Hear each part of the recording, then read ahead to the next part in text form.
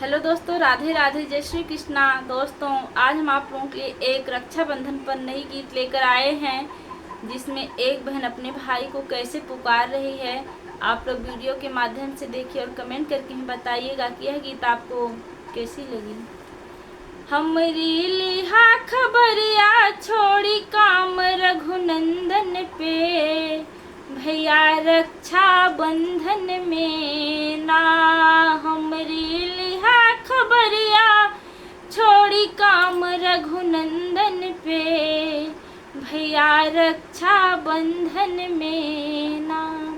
एक दिन साल भर के त्योहार भैया सुध लिहा हमार। एक दिन साल भर के त्योहार भैया सुध लिहा हमार।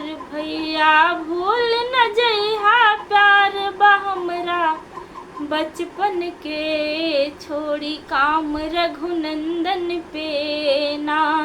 भैया भूल न जइहा प्यार बा हमरा बचपन के, छोड़ी काम रघुनंदन पे ना।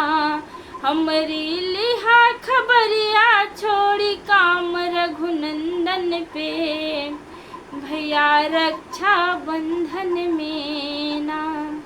भैया खाली तू चल अइहा, हमरे बदे कुछ दिन लइहा। भैया खाली तू चल अइहा, हमरे बदे कुछ दिन लइहा। बहिनी राह जोहत बा, बहिनी राह जोहत बा, थाली सजाई चंदन से, छोड़ी काम रघुनंदन पे ना।